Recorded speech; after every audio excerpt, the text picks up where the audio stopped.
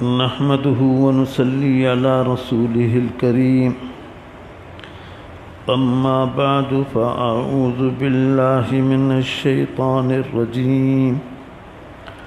बिस्मिल्लाहिर रहमानिर रहीम। वलक़द क़ाल लहुम हारून मिन क़ब्लु या क़ौमि इन्नमा फ़ुतिनतुम बिहि व इन्न रब्बकुमुर रहमानु फ़त्तबिऊनी व अतीऊ अमरी। क़ालू लन नब्रह अलैहि आकिफ़ीन हत्ता यरजिअ इलैना मूसा। क़ाल या हारून मा मनअक इज़ रअयतहुम ضल्लू अल्ला तत्तबिअन फ़असैत अमरी। क़ाल या इब्न उम्म ला तअख़ुज़ बिलिह्यती वला बिरअसी इन्नी खशीतु अन तक़ूल फ़र्रक़्त बैन बनी इसराईल वलम तरक़ुब क़ौली।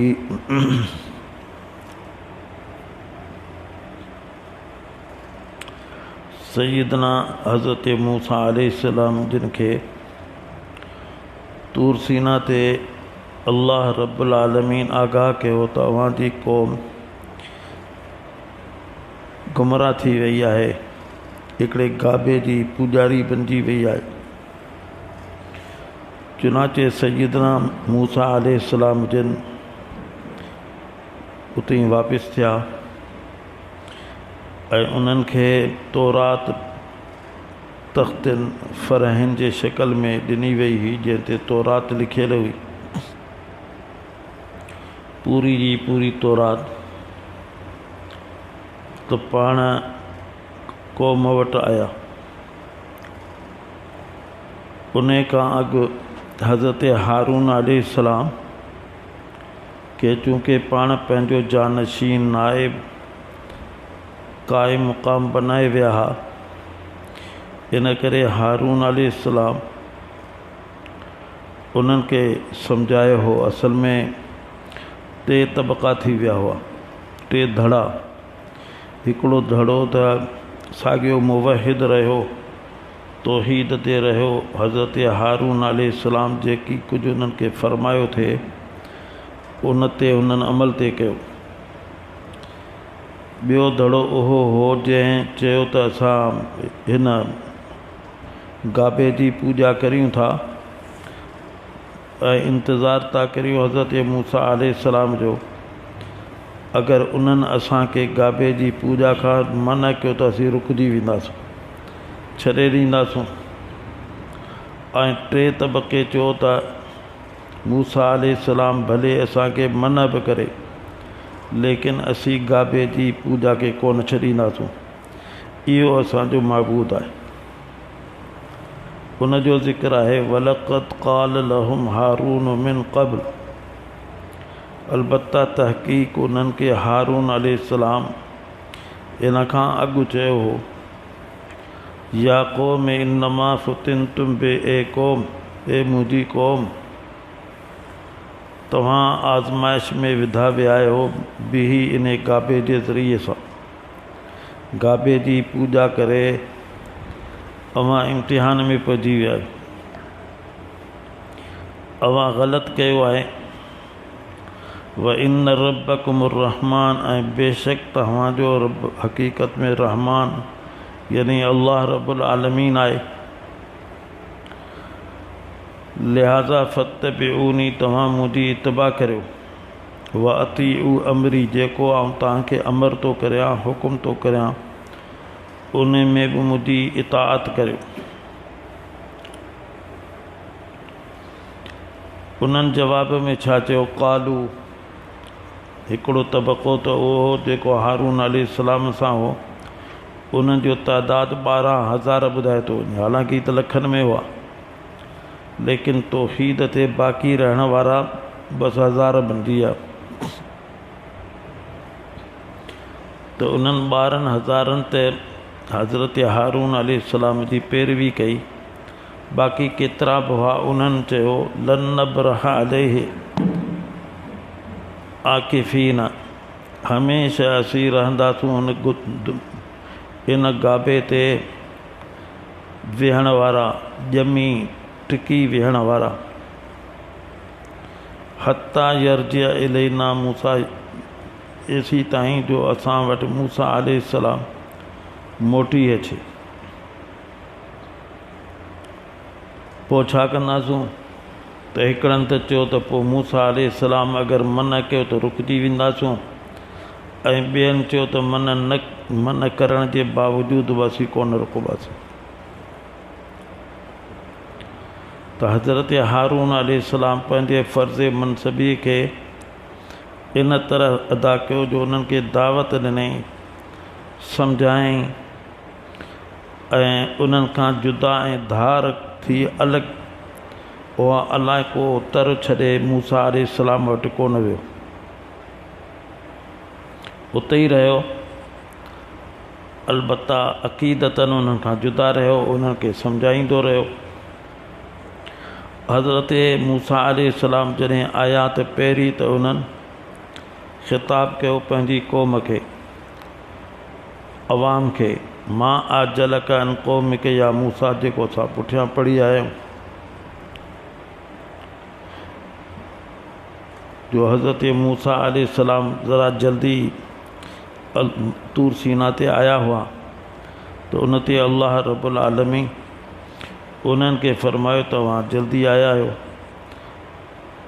उन्हनि ख़वास खे बि वठी अचो आहे। बहरहाल मूसा अलैहिस्सलाम फ़रजा मूसा इला क़ौमिही ग़ज़बान असिफ़ा, ॾाढा ॾमरियल हुआ, अफ़सोस कंदा रहिया ऐं उन्हनि खे चवंदा रहिया, अलम याइदुकुम रब्बुकुम वादन हसना, ही तव्हां छा करे छॾियो, तव्हां सां त तव्हांजे रब ॾाढो सुठो वादो कयो, बाक़ाइदे अव्हांखे मंशूर मिलंदो, किताब मिलंदो, उन जी रोशनी में तव्हां अमल कंदव, तव्हां जल्दबाज़ी कई, तकड़ कई। इहो त क़ौम खे ख़िताब कयो। एतिरो त को ज़मानो बि कोन गुज़रियो, 40 ॾींहं खां मुदत त कान्हे, तव्हां सब्र करियो आहे। उन खां पोइ हज़रत मूसा अलैहिस्सलाम पंहिंजो ख़िताब जो रुख़ कयो हज़रत हारून ॾे। क़ाल या हारून मा मनअक इज़ रअयतहुम ज़ल्लू, इन खां पहिरीं हिकिड़ो लफ़्ज़ आहे हिते, उन्हनि चयो लन नबरह अलैहि आकिफ़ीन, इहो इतिकाफ़ जो लफ़्ज़, व अंतुम आकिफ़ून फिल मसाजिद, मस्जिदनि में अवां इतिकाफ़ में विहो। त वक़ूफ़ जी असुल माना आहे मस्जिद में हिकिड़े मुतयन मुद्दत जे लाइ तरसणु ऐं उन में मस्जिद खे न छॾे, उते रहे। तो मुतकिफ़ जे लाइ बि इहो ज़रूरी आहे त मस्जिद न छॾे, एतिकाफ़ जा पूरा ॾींहं मस्जिद में रहे, पोइ चाहे कंहिं तक़ाज़े जे करे निंड थी अचे सुम्ही रहे, मानी जो तक़ाज़ा थिए थो त मानी केरु खणी आयो त उहा खाए, लेकिन मस्जिद खे न छॾे।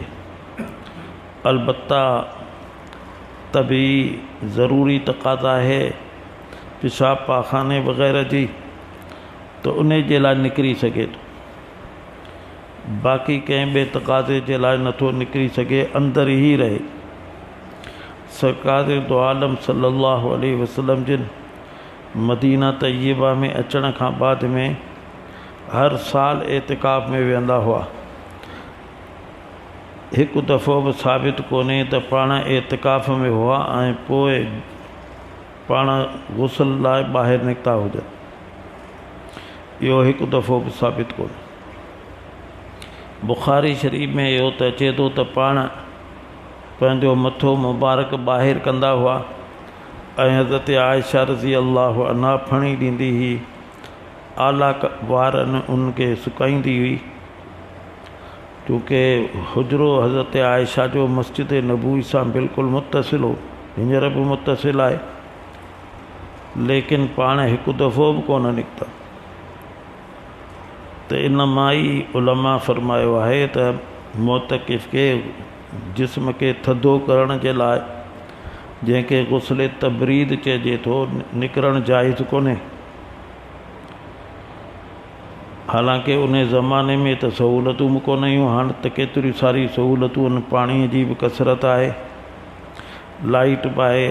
उनजे बावजूदि 10 ॾींहं मोतकिफ़ घर त लाइ वेंझनि नथा वेंझनि, लेकिन मस्जिद वारा ॿुधाइनि था त सही मस्जिद में त हर वक़्तु बसि वेंझण में लॻा पिया आहिनि, पंहिंजे इतिकाफ़ खे फासिद था कनि। त आकिफ़ीन जी माना इहा आहे, कंहिं जाइ ते पियो रहणु, उते ई न टरणु, न हटणु। मोतकिफ़ अल्लाह जी दरबार में पियो रहे थो त या अल्लाह ओसी ताईं आउं हितां कोन हटंदुसि जेसीं ताईं तूं मूंखे पंहिंजे रिज़ा जो परवानो न ॾींदे, तूं मूंखां राज़ी न थींदे ऐं मुंहिंजे जेके जाइज़ हाजतूं आहिनि उन्हनि खे पूरो कंदे। त इतिकाफ़ जी त इहा हक़ीक़त आहे।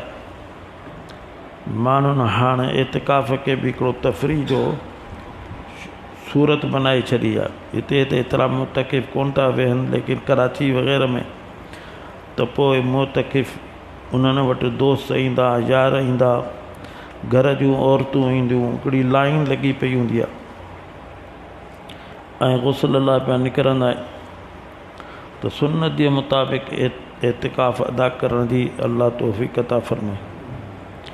बहरहाल हज़रत मूसा अलैहिस्सलाम हज़रत हारून अलैहिस्सलाम खे चयो, मां मनाअक इज़ रअयतहुम ज़ल्लू, कहिड़ी शइ अव्हां खे रोकियो जॾहिं तव्हां इन्हनि खे ॾिठो त हीअ गुमराह थी विया आहिनि, भटकी विया आहिनि, बहकजी विया आहिनि, थिड़ी विया आहिनि, त तव्हां छा करियो हा? अल्लाह तत्तबिअन, त तव्हां मुंहिंजी इतिबा करियो हा, मूं वटि उते हलिया अचो हा। इन्हनि खे हिते फिटो करे छॾियो आहे ऐं मूं वटि हलिया अचो हा, ईअं तव्हां छो न कयो? हिकिड़ो मतिलबु त इहो आहे। ॿियो मतिलबु आहे त अव्हां हिननि सां जिहाद छो कोन कयो? आउं उन मौक़े ते हुजां हा त फ़ौरी हिननि सां जिहाद करियां। त हीअ त मुवहिद तौहीद करे वरी शिरक में मुब्तला थिया त इहे त मुर्तद आहिनि। मुर्तद वाजिबुल क़त्ल थींदो आहे, उन सां त जिहाद तमामु ज़रूरी आहे।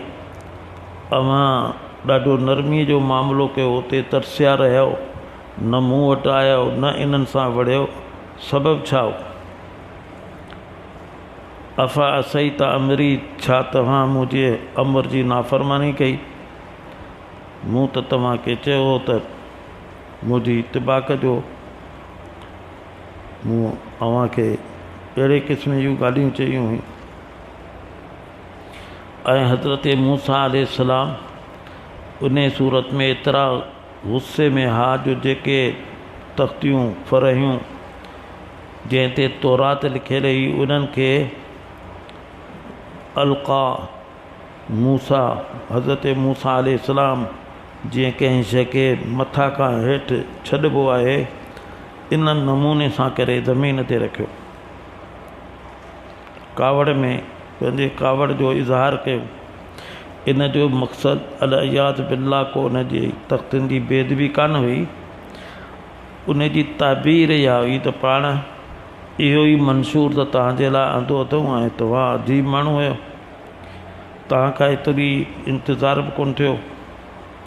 ऐं ॿियो छा कयूं जो हज़रत मूसा अलैहिस्सलाम हज़रत हारून अलैहिस्सलाम जे ॾाढ़ीअ में बि हथु विधो ऐं संदन मथे जे वारनि में बि हथु विधो,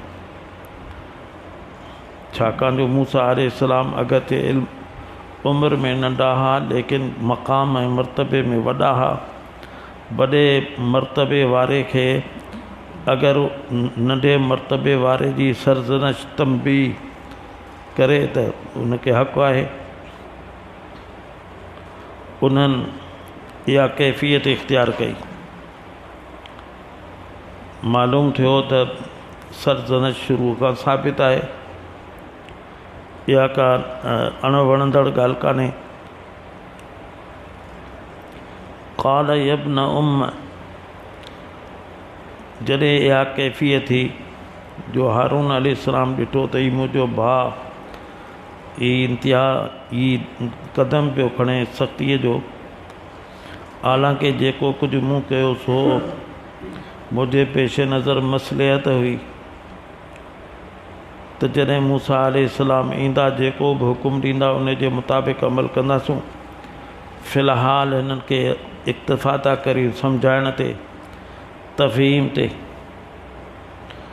इन करे हारून अलैहिस्सलाम मूसा अलैहिस्सलाम खे चयो यब्न उम्म, ए मुंहिंजी माउ जा पुट।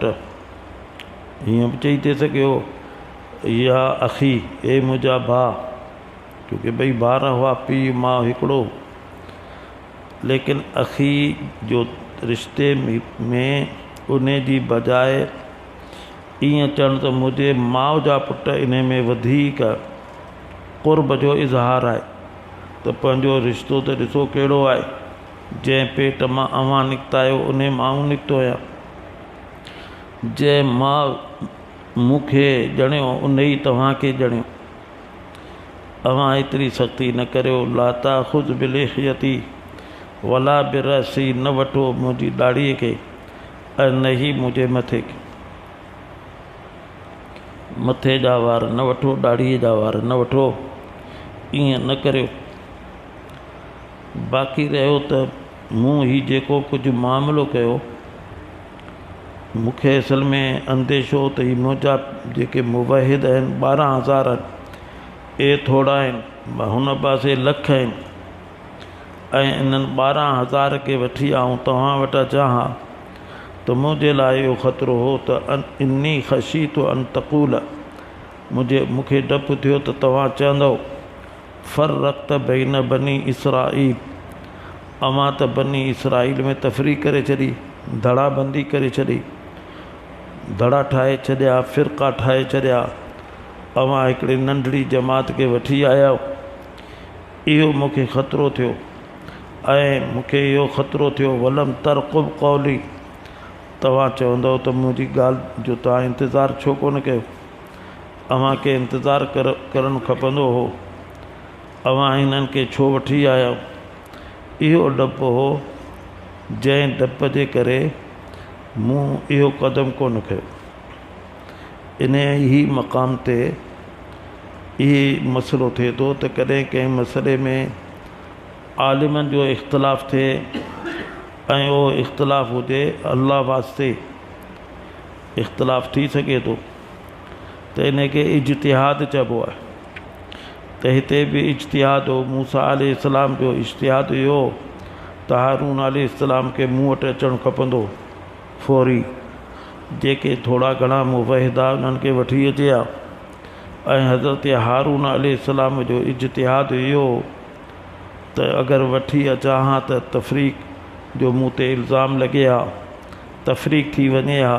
हींअर त गॾु आहिनि, गॾु हुजण जे करे मूसा अलैहिस्सलाम जी ॻाल्हि खे मञण जा वधीक इत्तिफ़ाक़ थी थो सघे। चुनाचे अॻिते तफ़सील मालूम थींदी। उन में ईअं थियो त इहो इख़्तिलाफ़ु थी सघे थो। हीअ त ॿई नबी आहिनि, उलमा में बि थी सघे थो।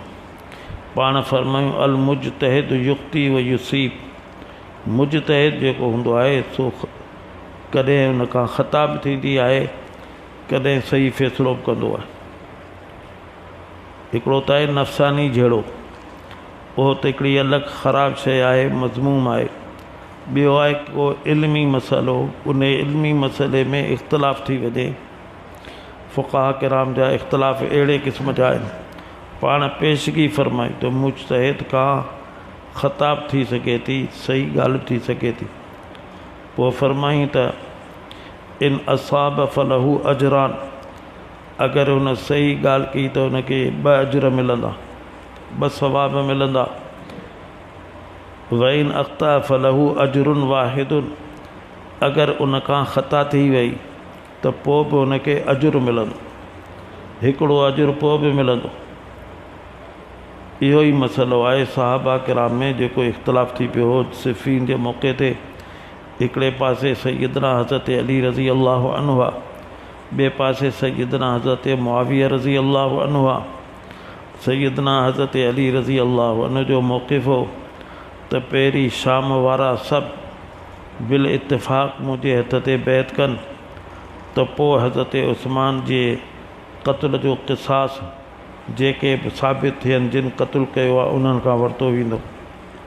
ऐं ॿिए पासे हज़रत मुआविया रज़ी अल्लाह अन्हु जो मौक़िफ़ हो त पहिरीं उहे जॾहिं मालूम आहिनि फिरनि पिया जिन क़त्ल कयो आहे उन्हनि खे गिरफ़्तार कयो वञे, उन्हनि खे सज़ा ॾिनी वञे, पोइ असीं तव्हांजी हथे ते बैत कंदासीं।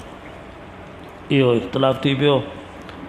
इन जे करे ॿई मुजतहिद आहिनि। हू बि सहाबी आहे, हज़रत अली बि कातिबुल वही आहिनि, हज़रत मुआविया बि कातिबुल वही आहिनि।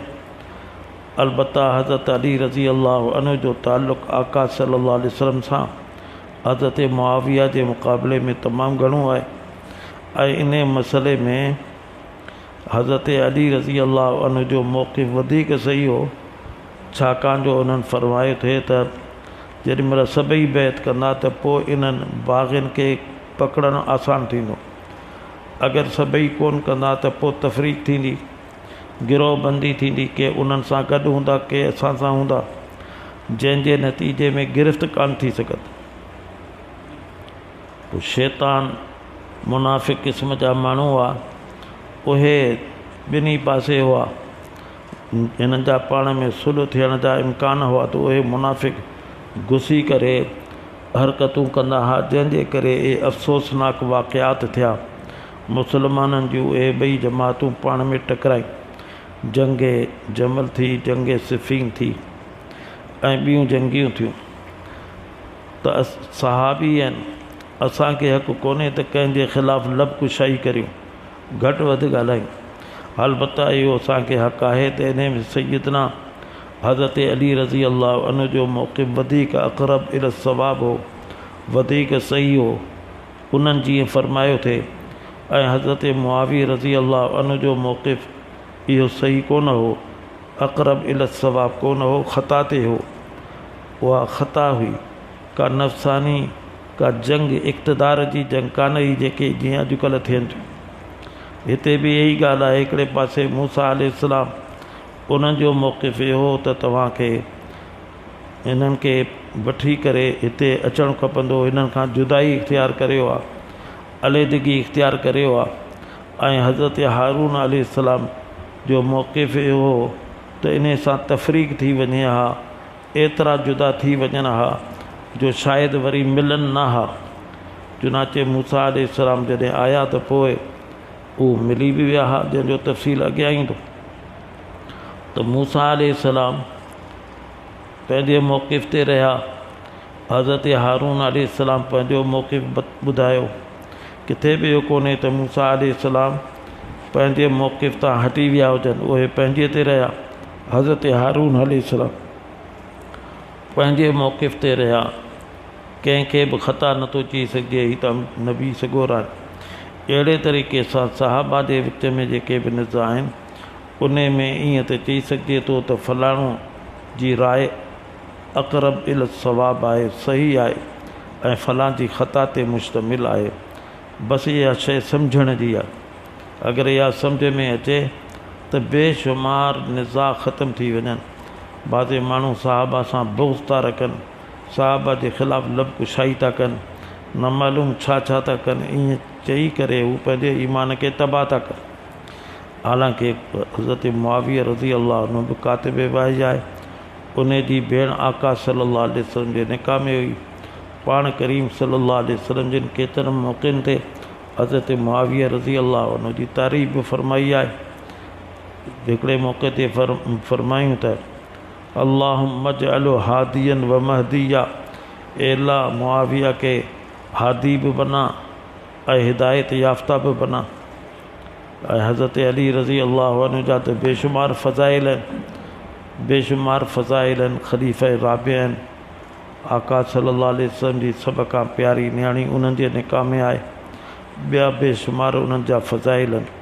बसि अल्लाह ताला असांखे तमामु सहाबा सां हुस्न ज़न रखण जी तौफ़ीक़ अता फ़रमाए, बदगुमानीअ खां, बदकलामीअ खां, नाज़ेबा अल्फाज़ इस्तेमालु करण खां बचाए।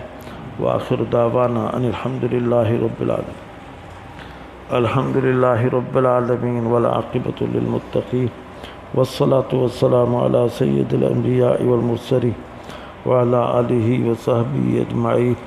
रब्बना ज़लमना अनफुसना व इल्लम तग़फिर लना व तरहमना लनकूनन्ना मिनल खासिरीन। या रहमर राहिमीन असांजा सग़ीरा कबीरा गुनाह माफ़ फरमा। असांजी असांजे वालिदैन जी तमाम मुसलमाननि जी कामिल मग़फ़िरत फरमा। या रहमर राहिमीन कोरोना वायरस का असांखे असांजे बच्चन के मुतालिकीन अहबाब के पूरी दुनिया के महफूज फरमा। जेके इन में मुब्तला आहिनि उनखे आफ़ियत अता फरमा, जल्द अज जल्द सेहत या फरमा। जेके मुसलमान उन में फ़ौत थी विया उन्हनि जी मग़फ़िरत फरमा। ॿिया बि जेके बीमार आहिनि मुख़्तलिफ़ अमराज़ में उन्हनि सभिनी जी के शिफ़ाए आजिल कामिल मुस्तमिल अता फरमा।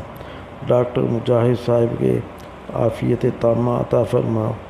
ॿिया बि जेके मुतालिकीन असांखे दुआउनि जे लाइ चवनि था, मजीद अहमद, अहमद अली मेमन, डॉक्टर कमर वग़ैरह, उन्हनि सभिनी खे आफ़ियत तामा अता फरमा। अब्दुल मजीद अब्बासी जे साहिबज़ादे जी वॾी परेशानी आहे, या रहमर राहिमीन उन जी परेशानी खे दूर फरमा। केतिरा सारा माण्हू पंहिंजे नियाणियुनि ऐं पुटनि जे रिश्तनि में परेशान आहिनि, बहितर खां बहितर रिश्तो उन्हनि जे लाइ मुक़दर फरमा। केतिरनि जूं शादियूं थी वियूं आहिनि, औलाद जा मुंतज़िर आहिनि, या रहमर राहिमीन उन्हनि खे साले नेक औलाद सां मालामाल फरमा। असांजी जुमिला हाजतूं पूरी फरमा। वसल्लल्लाहु तआला अला ख़ैरि ख़ल्क़िही मुहम्मद व अला आलिहि व सहबिहि अजमाइन। आमीन बिरहमतिक या रब।